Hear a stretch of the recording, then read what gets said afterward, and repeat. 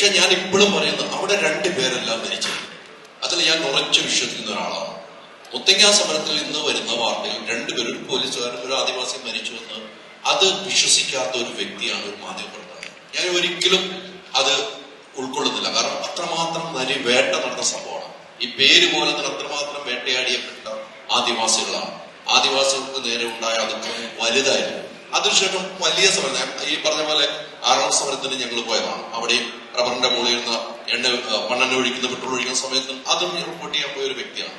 ഞാൻ ഇപ്പോഴും പറയുന്നത്, നിങ്ങൾ ഇത് നീതിപൂർവമാണ് ഈ സിനിമ വരുന്നതെങ്കിൽ നിങ്ങൾക്ക് ഏറ്റവും വലിയ വിജയം സമ്പാദിക്കാൻ പോകുന്ന സിനിമ ഇതായിരിക്കും എന്ന കാര്യത്തിൽ ഒരു ഡൗട്ടും എനിക്ക്. ഞാൻ ഇപ്പോഴും എന്റെ ഒരു വിശ്വാസമാണ്, 2 പേരല്ല അവിടെ മരിച്ചതെന്ന് ഞാൻ എവിടെയും ഏത് ചർച്ചയ്ക്കും വന്ന് പറയാൻ ഞാൻ തയ്യാറാണ്. ഇനി സിനിമ കണ്ടതിന് ശേഷം എനിക്ക് പറയാൻ പറ്റും പല കാര്യങ്ങളും. സിനിമയ്ക്ക് മുമ്പ് എന്റെ ഞാൻ അത് കഴിഞ്ഞിട്ടാണ്. അതെ, ഇവിടുന്ന് പോയ നമ്മുടെ ഒരു ക്യാമറ ഉണ്ട്, റിപ്പോർട്ടർ പ്രദീപ് ഇവിടെ ഉണ്ട്. പ്രദീപ് വന്ന് കാസർഗോഡാണ് ഇന്ത്യ വിഷമുള്ളത്. പ്രദീപ് ഇവിടെ ഉണ്ടെന്ന് എനിക്ക് തോന്നുന്നു. ആ പ്രദീപ് കാസർഗോഡിൽ നിന്ന് മുത്തങ്ങയിലേക്ക് പോയ ഒരു വ്യക്തിയാണ്. ഇവിടെ ഉണ്ടായ ക്യാമറ ഇപ്പൊ റിപ്പോർട്ടർ ഇവരുള്ള അന്ന് ഇന്ത്യ വിഷനിലായിരുന്നു. അന്ന് കാസർഗോഡ് ബ്യൂറോയിലായിരുന്നു. അവിടെ നിന്ന് പെട്ടെന്ന് അവിടെ മുത്തങ്ങയിലേക്ക് പോകണമെന്ന് പറഞ്ഞ് പോയി. എന്നിലും മുമ്പെത്തിയ ഒരു ക്യാമറ ആണ്. ഞാൻ അത് കഴിഞ്ഞിട്ടാണ് പോകുന്നത്. അപ്പൊ ഞങ്ങൾ കുറെ പേര്, എനിക്ക് ഇവിടെ ഉള്ള മെയിൻ ചാനലിലെ ക്യാമറമാൻ എത്ര പേരുണ്ടെന്ന് അറിയാമല്ലോ അവിടെ പോയത്. ഞാൻ കണ്ട കാഴ്ചകൾ എന്നെ വേദനിപ്പിക്കുന്ന കാഴ്ചകളാണ്. ആ വേദനിപ്പിക്കുന്ന കാഴ്ചയിൽ നിരപരാധിയായ ആദിവാസികളും അതിൽ നിരപരാധിയായ പോലീസുകാരും ഉണ്ടായിരുന്നു. അങ്ങോട്ടും ഇങ്ങോട്ടും ഉണ്ടായിരുന്നു. അത് കണ്ണു നനയിച്ച കാഴ്ചകൾ ഇഷ്ടം പോലെ അനുഭവിച്ച ഒരു വ്യക്തിയാണ് ഞാൻ. അതുകൊണ്ട് തന്നെയാണ് ഈ സിനിമകളിൽ ഇത്ര യാത്ര ചെയ്യുന്നത്. ഈ സിനിമ എനിക്ക് കാണാനുള്ള ഒരു എന്താന്ന് പറഞ്ഞാൽ, എനിക്ക് എത്രയും പെട്ടെന്നാണ് 23-ാം തീയതി വരെ ഒന്നും വെയിറ്റ് ചെയ്യാൻ. 16-ാം തീയതി വരെ അന്ന് എല്ലാ പരിപാടിയും ക്യാൻസൽ ചെയ്തിട്ടിരിക്കുകയാണ്. ഒന്ന് കണ്ടാൽ പോലെ സിനിമ 2-ഓ 3-ഓ പ്രാവശ്യം കണ്ടാലേ എനിക്ക് ഈ സിനിമ ഉള്ളിലേക്ക് കയറുമെന്ന് വിശ്വസിക്കുന്നതാണ്. കാരണം എനിക്കറിയാവുന്ന കുറെ വേദനകളുണ്ട്. എനിക്കിപ്പോഴും തോന്നുന്നു, അതിങ്ങനെ ഒരു പ്രോഗ്രാം ഒരു അമ്മ പറഞ്ഞ എന്റെ കണ്ണു നനച്ച, എന്റെ മകന് കയറിക്കിടക്കാൻ ഒരു ഭൂമി ഇല്ലാത്തത് കൊണ്ടാണ് ഞാൻ സമരത്തിന് പോയെന്ന് പറഞ്ഞത്. എന്റെ മോന് കിടക്കും, അതുകൊണ്ട് ഞാൻ പോയി. അമ്മയെന്നതിലേക്ക് ഞാൻ പോയി. അങ്ങനെ എത്ര ആദിവാസികളെ കണ്ടാണെന്ന് ഞാൻ.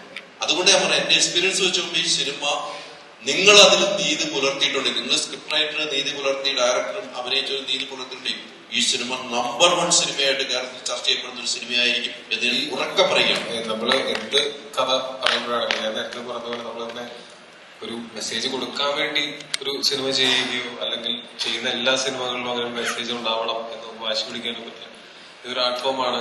ആർട്ടിസ്റ്റ് എങ്ങനെയാണ് അതിനെ കൺസീവ് ചെയ്തിട്ടുള്ളതെന്ന് വെച്ചിട്ട് അതിനകത്ത് ഇപ്പോൾ അതിന്റെ സാരോപദേശം കൂടിയേ തീരൂ എന്ന് പറഞ്ഞിട്ട് നമുക്ക് അതിനകത്ത് ഒരിക്കലും കുത്തിക്കയറ്റാൻ പറ്റില്ല. ഏച്ചു കിട്ടിയാൽ അത് മുഴച്ചിരിക്കും. ചില സിനിമകൾ എന്റർടൈൻമെന്റ് മാത്രമായിരിക്കും അതിന്റെ പേർപ്പസ്. അതിനകത്ത് നമുക്ക് അതിൽ നിന്നും ഉൾക്കാഴ്ചകൾ ഉണ്ടാവുന്നതൊക്കെ ഉണ്ടാവാം, ഇൻഫ്ലുവൻഷ്യൽ ആയിട്ടൊരു മീഡിയം ആയതുകൊണ്ട്. പക്ഷെ ഈ സിനിമയിൽ നമ്മൾ കഥ പറയാനായിട്ട് നമ്മൾ തിരഞ്ഞെടുത്തിരിക്കുന്ന വിഷയം ഇതിൽ ഉൾക്കൊണ്ടിട്ടുള്ളത് കാരണം കൊണ്ട് അത് പരമാവധി നീതിപൂർണമായിട്ട് പറയണം എന്ന് ഞങ്ങൾ എല്ലാവരും ആഗ്രഹിച്ചിട്ടുണ്ട്. അതിനുവേണ്ടി തന്നെയാണ് ആത്മാർത്ഥമായിട്ട് ശ്രമിച്ചിട്ടുള്ളത്.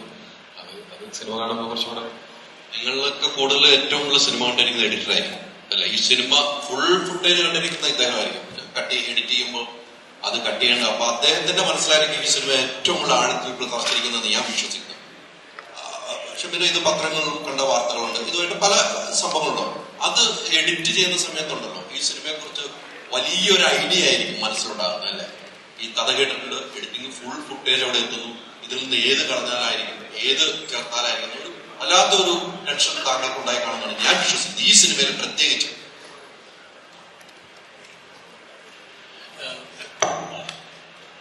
ഞാൻ എഡിറ്റ് ചെയ്ത് കഴിഞ്ഞ് എല്ലാം തീർന്നതിന് ശേഷമാണ് അനുരാജ് കാണാൻ വരുന്നത്. ഇതില് ലാസ്റ്റ് ഒരു ടെയിലെൻഡിൽ വരുന്ന കുറച്ച് ഭാഗങ്ങൾ ഞാൻ എഡിറ്റിൽ കുറച്ച് ഷഫിൾ ചെയ്തിട്ടുണ്ടായിരുന്നു. ഞാൻ അതുപോലെ തന്നെ 1-2 സീൻസ് ഇങ്ങനെ മാറിയിട്ടുണ്ട്. ഞാൻ ഇത് എഡിറ്റ് ചെയ്ത് കഴിഞ്ഞ് അനുരാജ് കാണാൻ ഉള്ളിലേക്ക് പോയി. ഞാൻ ഇരുന്നില്ല. അപ്പൊ ഞാൻ എന്റെ മനസ്സിലിങ്ങനെ ഇവൻ കണ്ടിട്ട് ഒന്ന് തറക്കി തിരിച്ചു മാറ്റും. അപ്പൊ ഞാൻ എന്തെങ്കിലും പറയാം എന്ന് വിചാരിച്ച് ഞാൻ അടിയിരിക്കുന്നു. അതേപോലെ തന്നെ ഇവനും അവനെന്തെങ്കിലും മാറ്റിയിട്ടുണ്ടായിരിക്കും, ഞാനത് തിരിച്ചു മാറ്റും എന്ന് വിചാരിച്ച് ഇവനും പോകും.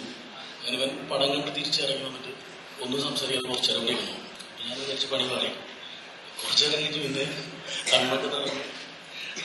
സോ അതായിരുന്നു ഈ പടം. ഇപ്പൊ എന്റെ അസിസ്റ്റന്റ് ഉണ്ടായിരുന്ന ആ സമയത്ത് അവന്റെ റിയാക്ഷൻ ആയിരുന്നു. ഒരുപാട് പേര് പടം കണ്ടു.